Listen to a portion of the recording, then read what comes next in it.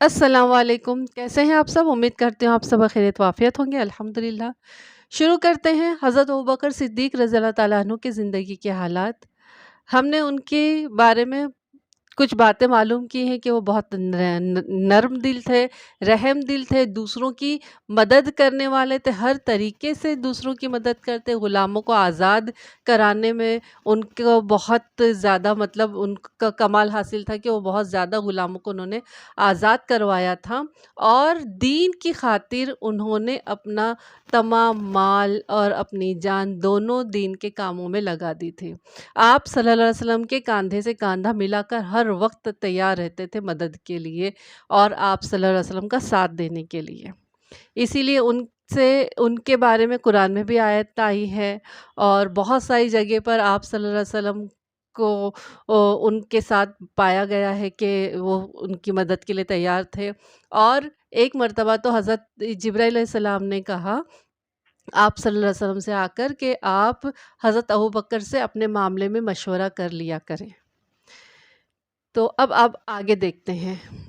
رسول کریم صلی اللہ علیہ وسلم کا مرض بڑھ گیا، یہاں تک کہ آپ صلی اللہ علیہ وسلم اٹھنے بیٹھنے سے بھی معذور ہو گئے، مطلب کہ اٹھنے بیٹھنے کی بھی طاقت نہیں رہی۔ اتنے میں حضرت بلال رضی اللہ تعالیٰ عنہ حضور صلی اللہ علیہ وسلم کو نماز کی اطلاع دینے کے لیے حاضر ہوئے۔ آپ صلی اللہ علیہ وسلم نے اپنے کندھے سے کپڑا ہٹایا اور کمزور آواز میں فرمایا، ابو بکر رضی اللہ تعالیٰ عنہ کو حکم دو کہ وہ لوگوں کو نماز پڑھائیں۔ حضرت عائشہ رضی اللہ تعالیٰ عنہ نے عرض کیا، یا رسول اللہ صلی اللہ علیہ وسلم، ابو بکر رضی اللہ تعالیٰ عنہ رقیق القلب یعنی بہت نرم دل آدمی ہیں، جب نماز کے لیے کھڑے ہوں گے تو ان پر آہ و بکا کا غلبہ ہو جائے گا، یعنی وہ رونے لگ جائیں گے، اور رونے کی وجہ سے ان کی قرأت بھی سنائی نہیں دے گی۔ اس لیے آپ صلی اللہ علیہ وسلم حضرت عمر رضی اللہ تعالیٰ عنہ کو حکم دیں تو زیادہ بہتر ہوگا۔ حضور صلی اللہ علیہ وسلم نے دوبارہ اصرار کرتے ہوئے فرمایا، ابو بکر رضی اللہ تعالیٰ عنہ کو حکم دو کہ وہ لوگوں کو نماز پڑھائے۔ پھر حضرت عائشہ رضی اللہ تعالیٰ عنہ نے حضرت حفصہ رضی اللہ تعالیٰ عنہ سے کہا کہ حضور صلی اللہ علیہ وسلم سے کہو کہ ابو بکر رضی اللہ تعالیٰ عنہ بڑے نرم دل انسان ہیں، جب وہ نماز پڑھائیں گے تو ان کے زیادہ رونے کی وجہ سے لوگوں کو ان کی آواز سنائی نہیں دے گی، لوگ ان کی قرأت سن نہیں پائیں گے۔ اس لیے آپ صلی اللہ علیہ وسلم حضرت عمر رضی اللہ تعالیٰ عنہ کو اس کے لیے فرما دیں کہ وہ نماز پڑھا دے تو یہ زیادہ بہتر ہوگا۔ اس پر حضور اکرم صلی اللہ علیہ وسلم نے فرمایا، تم یوسف علیہ السلام کے ساتھ والیاں ہو جاؤ، ابو بکر سے کہو وہ لوگوں کو نماز پڑھائیں۔ جب حضرت ابو بکر رضی اللہ تعالیٰ عنہ نماز کے لیے کھڑے ہو گئے تو رسول اللہ صلی اللہ علیہ وسلم کو اپنی طبیعت میں کچھ خفت محسوس ہوئی، مطلب طبیعت کچھ ہلکی محسوس ہوئی، تو آپ اٹھے اور 2 آدمیوں کا سہارا لیے زمین پر نشان ڈالتے ہوئے مسجد میں تشریف لے آئے۔ جب حضرت ابوبکر رضی اللہ تعالیٰ عنہ کو حضور صلی اللہ علیہ وسلم کے آنے کا احساس ہوا تو وہ اپنی جگہ سے پیچھے ہٹنے لگے، مطلب وہ امامت کر رہے تھے۔ جب ان کو یہ بات کا احساس ہوا کہ آپ صلی اللہ علیہ وسلم مسجد میں آ گئے ہیں تو وہ امام کی جگہ سے پیچھے ہٹنے لگے، تو حضور صلی اللہ علیہ وسلم نے ان کو حکم دیا کہ اپنی جگہ پر رہو، لیکن صدیق اکبر رضی اللہ تعالیٰ عنہ پیچھے ہٹ گئے اور حضور صلی اللہ علیہ وسلم صف میں کھڑے ہو گئے۔ جب نماز ختم ہو گئی تو حضور اقدس صلی اللہ علیہ وسلم نے پوچھا، اے ابو بکر رضی اللہ تعالیٰ عنہ، میں نے تمہیں جب حکم دیا کہ اپنی جگہ پر قائم رہو تو تم کیوں نہیں قائم رہے؟ حضرت ابو بکر رضی اللہ تعالیٰ عنہ نے عاجزانہ انداز میں سر جھکائے ہوئے کہا، ابو قحافہ کے بیٹے کے لیے یہ مناسب نہیں کہ وہ رسول اللہ صلی اللہ علیہ وسلم کی موجودگی میں نماز پڑھائے۔ ابو قحافہ حضرت ابو بکر صدیق رضی اللہ تعالیٰ عنہ کے والد کا نام تھا۔ نماز کا وقت ہو گیا ہے اور پیغمبر خدا صلی اللہ علیہ وسلم گھر میں بیمار ہیں۔ حضرت بلال رضی اللہ تعالیٰ عنہ حضرت ابوبکر رضی اللہ عنہ سے کہنے لگے، نماز کا وقت ہو گیا ہے، رسول اللہ صلی اللہ علیہ وسلم بھی موجود نہیں ہیں، تو کیا میں اذان و اقامت کہہ دوں اور آپ رضی اللہ تعالیٰ عنہ لوگوں کو نماز پڑھا دیں؟ ابوبکر رضی اللہ تعالیٰ عنہ نے فرمایا، ٹھیک ہے، اگر تم چاہو۔ حضرت بلال رضی اللہ تعالیٰ عنہ نے اذان دی اور پھر اقامت کہی، اور صدیق اکبر رضی اللہ تعالیٰ عنہ دوسری یا تیسری بار نماز پڑھانے کے لیے آگے بڑھے۔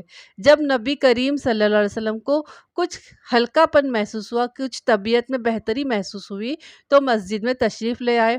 حضور صلی اللہ علیہ وسلم نے دیکھا کہ لوگ نماز پڑھ کر فارغ ہو گئے ہیں۔ آپ صلی اللہ علیہ وسلم نے پوچھا، کیا تم نے نماز پڑھ لی؟ لوگوں نے کہا جی ہاں۔ حضور صلی اللہ علیہ وسلم نے پوچھا، تمہیں کس نے نماز پڑھائی؟ لوگوں نے کہا حضرت ابوبکر رضی اللہ تعالیٰ عنہ نے۔ حضور صلی اللہ علیہ وسلم نے مسکراتے ہوئے فرمایا، تم نے اچھا کیا، بہت خوب کیا۔ جس قوم میں حضرت ابوبکر رضی اللہ تعالیٰ عنہ موجود ہوں، پھر اس کے لیے یہ مناسب نہیں کہ ان کے علاوہ کوئی دوسرا امامت کرے۔ حضرت ابوبکر صدیق رضی اللہ تعالیٰ عنہ اوالی مدینہ میں اپنے گھر آرام کرنے کے لیے اور کچھ اہم ضروری کام کرنے کے لیے تشریف لے گئے۔ ابھی کچھ ہی دیر گزری کہ ایک شخص دوڑتا اور چلاتا چیختا ہوا آیا کہ ایک غمناک اور المناک خبر سے مطلع کرے۔ اس نے آ کر صدیق اکبر رضی اللہ تعالیٰ عنہ کو ایسی خبر دی جس کی دہشت سے ان کے ہوش اڑ گئے۔ اس شخص نے آنسو بہاتے ہوئے حضرت ابوبکر صدیق رضی اللہ تعالیٰ عنہ کو آواز دی، اے ابن ابی قحافہ رضی اللہ تعالیٰ عنہ۔ حضرت ابوبکر صدیق رضی اللہ عنہ گھبرائے ہوئے گھر سے باہر نکلے اور اس شخص کو دیکھا جو غم کے آنسو بہا رہا تھا اور سانس پھولنے کی وجہ سے آواز نہیں نکل رہی تھی، کیونکہ وہ دوڑتا ہوا آیا تھا۔ پھر جب اس کا سانس پھولنا بند ہوا تو اس نے بھاری ہونٹوں سے یہ خبر سنا دی کہ رسول اللہ صلی اللہ علیہ وسلم کا انتقال ہو چکا۔ اِنَّ لِلَّهِ وَإِنَّا إِلَيْهِ راجعون۔ یہ خبر سن کر صدیق اکبر رضی اللہ تعالیٰ عنہ کا دل کانپ اٹھا، آنکھیں ڈبڈبا گئیں اور فوراً مدینہ روانہ ہوئے۔ اس المناک حادثے نے ان کے ہوش و حواس اڑا دیے۔ اس خبر نے بجلی جیسا اثر کیا، گویا زمین نیچے سے ہل رہی ہو اور پہاڑ ان کے ارد گرد معجزن ہو، مطلب ہل رہے ہوں۔ اس حال میں حضرت ابوبکر صدیق رضی اللہ تعالیٰ عنہ بیت نبوی صلی اللہ علیہ وسلم میں حاضر ہوئے۔ لوگوں کا ایک مجمع تھا، کوئی بیٹھا تھا، کوئی کھڑا تھا، کوئی چیخ و پکار کر رہا تھا۔ سب کی آنکھیں آنسوؤں سے بھری ہوئی تھی، حتیٰ کہ حضرت عمر رضی اللہ تعالیٰ عنہ جیسا جلیل القدر راسخ العقیدہ انسان بھی اپنے ہوش و حواس کھو بیٹھا تھا۔ اپنی تلوار نیام سے نکالی اور بلند آواز میں کہا، جو شخص یہ کہے گا کہ محمد صلی اللہ علیہ وسلم فوت ہو گئے ہیں، میں اپنی تلوار سے اس کی گردن اڑا دوں گا۔ صدیق اکبر رضی اللہ تعالیٰ عنہ لوگوں کو اپنی ہیجانی حالت میں چھوڑ کر گھر کے اندر تشریف لے گئے۔ وہاں دیکھا کہ حضور اقدس صلی اللہ علیہ وسلم کو گھر کے ایک گوشے میں ایک دیوار کے نیچے ڈھانکا ہوا ہے اور آپ صلی اللہ علیہ وسلم کے جسم اطہر پر یمنی چادر ہے۔ صدیق اکبر رضی اللہ تعالیٰ عنہ حضور صلی اللہ علیہ وسلم کی جانب جھکے اور چہرہ انور سے کپڑا ہٹایا اور الوداعی بوسہ لیا، اور صدیق اکبر رضی اللہ تعالیٰ عنہ کو مشک کی سی خوشبو محسوس ہوئی۔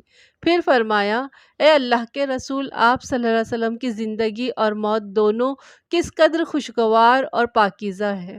اس کے بعد حضرت ابوبکر صدیق رضی اللہ تعالیٰ عنہ اٹھے، پاؤں وزنی ہو رہے تھے، بھاری ہو رہے تھے اور پنڈلیوں میں کمزوری کے باعث طاقت نہیں رہی تھی کہ وہ آپ کے نحیف جسم کو اٹھا سکیں، مطلب ہاتھ پیر بڑے کمزور ہو گئے تھے، اور آپ گھر کے باہر اس جگہ پہنچے جہاں لوگ جمع تھے۔ اس مجمع سے خطاب کرتے ہوئے آپ نے فرمایا، لوگوں، جو شخص محمد صلی اللہ علیہ وسلم کی عبادت کرتا تھا وہ سن لے کہ محمد صلی اللہ علیہ وسلم کی وفات ہو گئی ہے، اور جو شخص اللہ تعالیٰ کی عبادت کرتا تھا تو اللہ تعالیٰ زندہ ہے اور ان کو موت نہیں آئے گی۔ پھر آپ رضی اللہ تعالیٰ عنہ نے یہ آیت کریمہ تلاوت فرمائی، جس کا ترجمہ یہ ہے، اور محمد صلی اللہ علیہ وسلم اللہ کے رسول ہیں، آپ سے پہلے اور بھی بہت سے رسول گزر چکے ہیں، سو اگر آپ کا انتقال ہو جائے یا آپ شہید ہی ہو جائیں تو کیا تم لوگ الٹے پھر جاؤ گے؟ اور جو شخص الٹا پھر بھی جائے گا تو خدا تعالیٰ کا کوئی نقصان نہ کرے گا، اور اللہ تعالیٰ جلد ہی بدلہ دیں گے حق شناس لوگوں کو۔ آپ صلی اللہ علیہ وسلم کی وفات کی خبر پھیلتے پھیلتے لوگوں تک پہنچی تو وہاں پر فاسقوں اور منافقوں تک بھی پہنچی، تو انہوں نے اس کا جشن منایا اور کفار اپنے بلوں سے باہر نکل آئے اور کچھ عورتیں نمودار ہوئی جو خوشی کا اظہار کر رہی تھی۔ ان عورتوں نے اپنے ہاتھ مہندی سے رنگے اور دف بجاتی ہوئی باہر نکل آئی۔ یہ حالت دیکھ کر ایک غیرت مند مسلمان کھڑا ہوا اور اس نے اس منافقانہ سرکشی کے خلاف عملی قدم اٹھاتے ہوئے حضرت ابوبکر رضی اللہ تعالیٰ عنہ کو مدینہ میں ایک پیغام بھیجا، جس میں یہ چند اشعار تھے جن کا ترجمہ ہے: ابو بکر رضی اللہ تعالیٰ عنہ کے پاس پہنچ کر یہ پیغام پہنچاؤ کہ یہاں بدکار عورتوں نے تہمتیں لگائی ہیں۔ ان عورتوں نے حضور صلی اللہ علیہ وسلم کی وفات پر خوشی کا اظہار کرتے ہوئے اپنے ہاتھ مہندی سے رنگے ہیں۔ خدا آپ رضی اللہ تعالیٰ عنہ کو توفیق دے، آپ ان کے ہاتھ تیز تلوار سے کاٹ دیجئے جیسے بجلی آسمان پر چمکتی ہے۔ یہ پیغام حضرت ابوبکر صدیق رضی اللہ تعالیٰ عنہ پر بجلی بن کر گرا۔ حضرت ابوبکر صدیق رضی اللہ تعالیٰ عنہ جیسا متواضع انسان آتش فشاں پہاڑ بن گیا اور اس فتنہ کی سرکوبی کے لیے شمشیر بے نیام بن گیا۔ آپ رضی اللہ تعالیٰ عنہ نے فوراً اپنے گورنر کو یہ حکم بھیجا کہ وہ جا کر اللہ اور اس کے رسول کے لیے انتقام لے۔ چنانچہ انہوں نے ان عورتوں کو جمع کیا اور ان کے ہاتھ کاٹ دیے۔ بہت ضروری تھا ایسے لوگوں کو اس طرح کی سزا دینا۔ ثقیفہ بنی سعدہ میں لوگوں کا بہت زیادہ ازدحام تھا، بہت زیادہ بھیڑ جمع تھی اور معاملہ پیچیدہ ہوتا جا رہا تھا۔ ہر طرف سے جوشدار آوازیں اور جذبات کا اظہار ہو رہا تھا۔ انصار کہنے لگے کہ امیر ہم میں سے ہو اور ایک امیر تم میں سے، مطلب دو امیر بنائے جائے، ایک انصار کا ہو، ایک مہاجر کا ہو۔ حضرت عمر رضی اللہ تعالیٰ عنہ نے فرمایا، ایک میان میں دو تلواریں ٹھیک نہیں ہیں۔ حضرت عمر رضی اللہ تعالیٰ عنہ حضرت ابوبکر رضی اللہ تعالیٰ عنہ کے پاس آئے اور ان کا ہاتھ پکڑا اور لوگوں سے یہ سوال کیا تاکہ حضرت ابوبکر صدیق رضی اللہ تعالیٰ عنہ کا مقام و مرتبہ سب کو معلوم ہو۔ بتاؤ یہ تین صفات کن میں موجود ہے؟ مطلب یہ جو تین صفات اب میں جو گنواؤں گا یہ کن میں موجود ہے؟ اذ یقول لصاحبہ میں صاحب سے مراد کون ہے؟ سب نے کہا حضرت ابوبکر صدیق رضی اللہ تعالیٰ عنہ مراد ہے۔ حضرت عمر رضی اللہ تعالیٰ عنہ نے پھر پوچھا، بتاؤ اذ ہما فی الغار، اذ ہما میں یہ دونوں سے مراد وہ دونوں میں سے دونوں کون ہیں؟ سب نے پھر کہا کہ نبی کریم صلی اللہ علیہ وسلم اور حضرت ابوبکر صدیق رضی اللہ تعالیٰ عنہ۔ حضرت عمر رضی اللہ تعالیٰ عنہ نے پھر سوال کیا کہ ان اللہ معنا سے کیا مراد ہے؟ بتاؤ اللہ کن کے ساتھ ہے؟ لوگوں نے کہا اللہ حضور صلی اللہ علیہ وسلم اور حضرت ابوبکر صدیق رضی اللہ تعالیٰ عنہ کے ساتھ ہے۔ اس کے بعد حضرت عمر رضی اللہ تعالیٰ عنہ نے لوگوں سے فرمایا کہ تم میں سے کون ایسا ہے جس کا یہ جی چاہتا ہو کہ وہ حضرت ابوبکر صدیق رضی اللہ تعالیٰ عنہ سے آگے بڑھے؟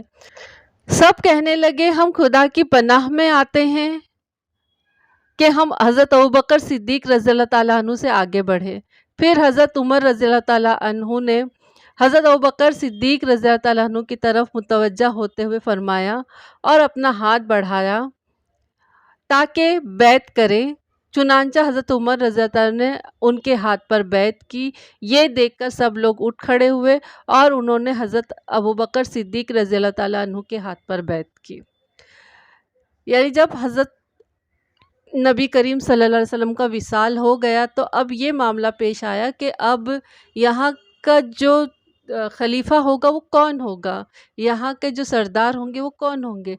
تو جو انصار تھے ان کا کہنا یہ تھا کہ ایک مہاجر کی طرف سے ہوں گے اور ایک انصار کی طرف سے ہوں گے، لیکن حضرت عمر کا کہنا تھا کہ ایک نیام میں دو تلواریں نہیں رہ سکتے، مطلب دو حاکم ایک جگہ پر رہیں گے تو آپس میں فتنہ فساد ہونے کا خطرہ ہوگا۔